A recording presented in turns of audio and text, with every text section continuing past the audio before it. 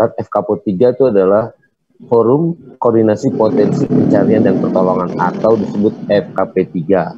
Landasan hukumnya atau dasar hukumnya FKP3 ini jadi tidak dibikin oleh sekelompok orang sembarangan begitu aja, tapi ada landasan hukumnya. Landasan hukumnya itu Peraturan Kepala Badan Nasional Pencarian dan Pertolongan nomor 14 tahun 2017. Jadi ini memang kita ini yang ada di dalam FKP3 ini adalah mitra dari Basarnas. Jadi semua Basarnas menghimpun semua potensi-potensi yang ada, dihimpun, diarahkan, disatukan persepsinya, nah dijadikan satu mitra dan diatur dalam Peraturan Kepala Badan Pencarian dan Pertolongan nomor 14 tahun 2007. Nah, ini landasan hukumnya, gitu kan. Jadi bukan sekedar FKP3 suatu kumpulan yang begitu aja, gitu kan. Di pasal 1 itu dijelaskan dari peraturan nomor 14 tahun 2007 ini, dijelaskan pasal satunya, pasal 1 ayat 1. Pasal 1 ayat 1 ini, Forum Komunikasi Potensi Pencarian dan Pertolongan yang selanjutnya disingkatnya di FKP3 adalah wadah bagi potensi pencarian dan pertolongan dalam melaksanakan komunikasi, koordinasi, dan konsultasi di bidang pencarian dan pertolongan. Inilah, jadi FKP3 ini adalah sebuah wadah bagi potensi pencarian dan pertolongan. Nah, sebagaimana tadi Pak Edi menjelaskan, potensi untuk menjadi potensi yang kompetensi, dia harus kemana gitu, karena setelah mereka mendapatkan kompetensinya, bagaimana dia? Nah, disinilah kita di FKP3 kita berkumpul di sini, dikumpulkan di sini.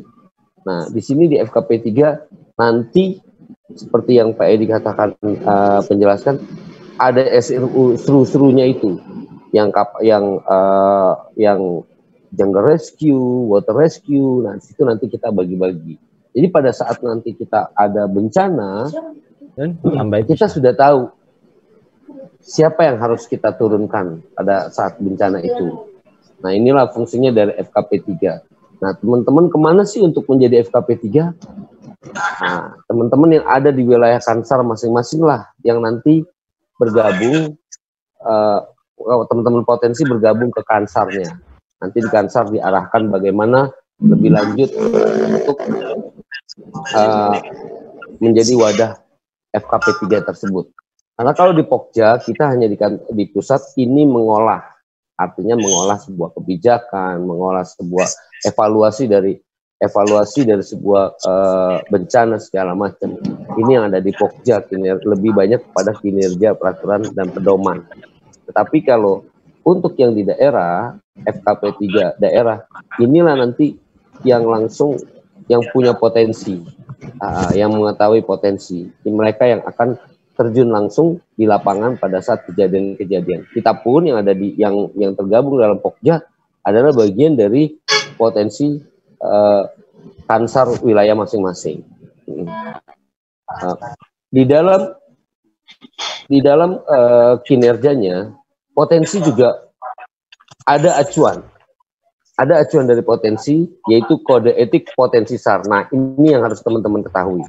Kita pun di potensi SAR punya kode etik potensi SAR. Nah, ini nanti bisa jadi teman-teman bisa jadi sebuah pegangan, sebuah literatur, atau nanti jadi yang Mbak Evi mungkin bisa disosialisasikan ini ya, kode etik potensi SAR.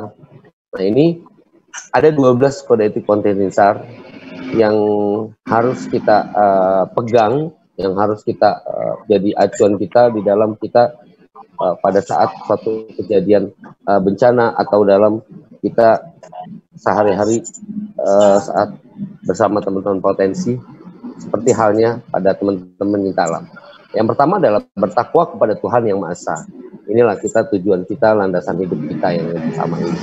Yang kedua, menjunjung tinggi dan mengamalkan nilai-nilai kemanusiaan. Yang ketiga, membangun rasa hormat dan saling menghargai terhadap sesama. Ya, kita sesama dengan makhluk hidup kita, dengan teman-teman kita, rekan-rekan kita, tetangga siapapun, kita saling menghormati dan saling menghargai sesama kita. Yang keempat, memberikan yang terbaik secara potensial dan mandiri. Yang kelima, memelihara dan meningkatkan potensi untuk keselamatan dalam tugas. Yang keenam, melaksanakan tugas dalam sebaik-baiknya dan penuh tanggung jawab. Next, berikut. Yang ketujuh, mengutamakan keselamatan dan kesehatan diri, dana orang lain di lingkungan tempat kerja. Yang kedelapan, mengikuti perkembangan dan peraturan perundang-undangan yang berkaitan dengan tugas. Yang kesembilan, memegang teguh dan menjaga kerahasiaan hasil dari tugas yang diemban kecuali atas izin. Nah, ini nomor 9 ini poin yang paling penting ya. Terkadang kita saya ini sebelumnya banyak sekali potensi ketika mendapatkan korban difoto terus di-share. Tanpa izin dari petugas di lapangan atau dari keluarga korban. Ini sangat membahayakan gitu kan. Jadi kita harus menjaga privasi baik dari si korban. Jadi kita megang teguh dan menjaga kerahasiaan hasil dari tugas yang diemban kecuali atas izin. Keempat, tidak boleh atau dilarang memberi keterangan yang menyangkut operasi SAR kepada publik. Jadi kita tidak boleh sembarangan bicara masalah, kemarin habis ngesar begini. Tidak boleh kita bicara sembarangan, kecuali nanti ada petugas yang sebagai juru bicara melaporkan apa hasil dari operasi tersebut. Yang 11, memberikan saran yang dapat dilaksanakan dan dapat dibuktikan kebenarannya. Yang ke-12, berhati-hati dalam menyebarluaskan dan menerapkan setiap hal yang baru yang belum diuji kebenarannya. Nah, ini ke 1 sampai 12 ini menjadi pegangan kita dalam operasi SAR. Nah, kebanyakan jadi kenapa sih diatur gitu ke dalam operasi SAR? Nah, begini teman-teman. Selama ini mungkin sebelumnya teman-teman begitu dengar ada bencana yang gampang, bencana banjir aja di Jakarta, semua lari gitu kan, semua ingin membantu, betul, semua ingin membantu. Tetapi dengan kita mempunyai rule, dengan kita mempunyai rambu-rambu, maka yang akan ditolong itu tepat sasaran. Jadi saat ini kebanyakan, kalau mohon maaf ya, kalau kita lihat pada saat bencana, semua berbondong-bondong ingin datang, ingin membantu, akhirnya sampai di sana mubazir, karena udah kebanyakan orang nggak tahu apa yang mau dilakukan. Nah, oleh sebab itu, potensi SAR kita yang tergabung di dalam FKP 3 ini, menyatukan visi dalam melaksanakan operasi SAR. Bagaimana terus potensi SAR potensi SAR pada saat yang dibutuhkan pada saat bencana ini apa aja. Nah, jadi diharapkan seperti Pak Edi tadi sampaikan, semua teman-teman diharapkan bergabung ke Kansar masing-masing di wilayahnya. Untuk apa? Untuk nanti selain keuntungan dari potensi SAR, satu mendapat pelatihan, kedua juga membangun sinergi sesama potensi SAR yang lain dalam moda FKP 3. Nah, di sini sangat disinilah keuntungan kita berkumpul bersama di dalam FKP 3 dalam operasi SAR. Mari sama-sama kita pahami, kita sosialisasi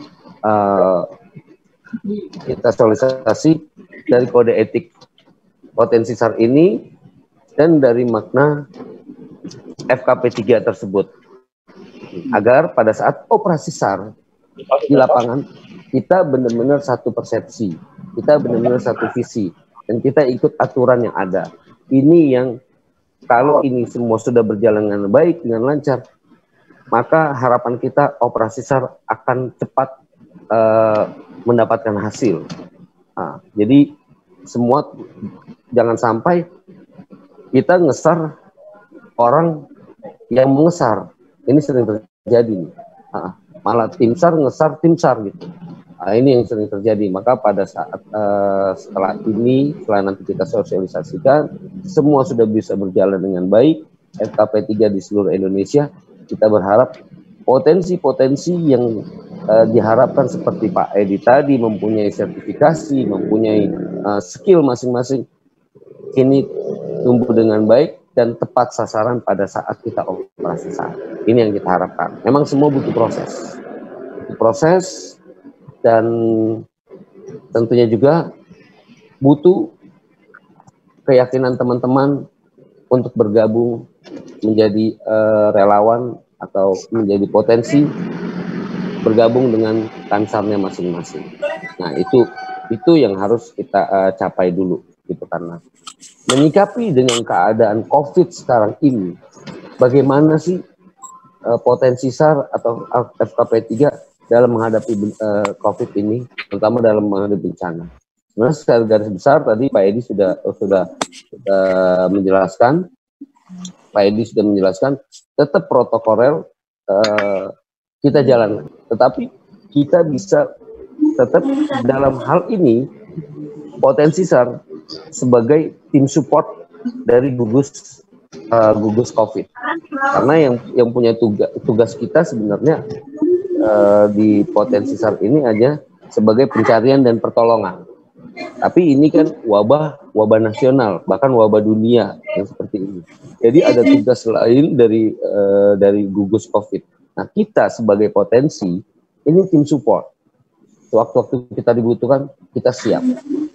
Dan bagaimana harusnya kita saat ini kita membantu tim gugus dengan mensosialisasikan bagaimana hidup sehat, bagaimana aturannya kepada lingkungan kita, pada keluarga kita, pada teman-teman kita, harus menggunakan masker, face shield, harus menggunakan cuci tangan, hidup bersih, olahraga. Ini tugas kita. Nah, tugas kita potensi SAR untuk membantu program ini agar bencana COVID ini segera selesai. Nah, kita lihat bahwa beberapa kejadian bencana nggak bisa dihindari juga, bencana alam. Seperti kemarin di Curug terjadi banjir bandang. Nah, bagaimana pelaksanaan kita seperti ini? Kita tetap menggunakan yang seperti tadi Pak Edi katakan, tetap menggunakan protokoler kesehatan. Nah, saya harapkan kepada teman-teman semua potensi di mana saja berada, apabila terjadi bencana alam seperti ini dalam keadaan COVID, tolong cari informasi kepada yang berwenang. Apa yang dibutuhkan? Berapa personil yang dibutuhkan? Jangan sekonyong-konyong datang, kumpul banyak. Kita nggak mau terjadi pada saat kumpul itu menimbulkan klaster baru dalam COVID ini. Jadi komunikasi yang kita bangun dulu kepada petugas di lapangan yang bertanggung jawab, kita cari informasi berapa kebutuhannya, apa saja yang dibutuhkan. Artinya apa saja itu potensi SAR yang mempunyai skill apa aja yang dibutuhkan. Nah, di sanalah baru nanti kita kirim orang. Kalau bisa dalam pengiriman orang harus ada surat tugas.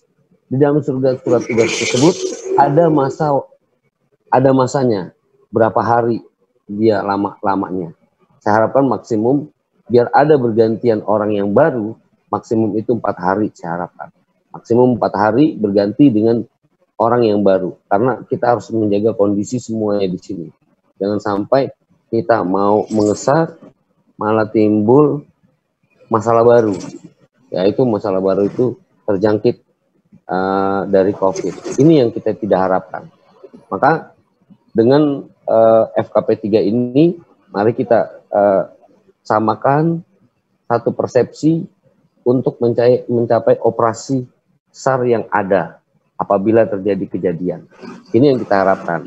Dan kita harapkan juga teman-teman semua, teman-teman potensi, akan dengan bergabungnya ke Kansar masing-masing nanti akan mendapatkan yang tadi diharapkan seperti Mbak Evi bilang 10.000 potensi, ya di sanalah adanya. Di sanalah bergabunglah, merapatlah ke Kansar masing-masing. Nanti di pelatihan-pelatihan semua itu adanya pada Kansar. Itu sesuai dengan peraturan pemerintah Republik Indonesia nomor 22 tahun 2017 ya, kurang lebih itu ya Pak Edia. Di dalam pasalnya ada nanti, di dalam pasalnya itu kalau saya nggak salah ada tentang pelatihan-pelatihan di sana untuk potensi. Jadi kalau potensi, bagaimana caranya potensi, apa yang seperti diharapkan Pak Edi tadi, merapatlah ke Kansar. Dan FKP 3 pun juga adanya di Kansar masing-masing. Nanti Kansar yang membentuk, yang mewadahi semuanya itu. Nah, jadi saya berharap pada saat kesempatan ini kita semua yang tergabung di dalam potensi, baik itu organisasi, komunitas, harus kita ke depan melangkah jauh lebih baik lagi. Ke depan kita saling berkomunikasi lebih baik lagi dan membangun sinergi yang lebih baik dalam satu operasi SAR.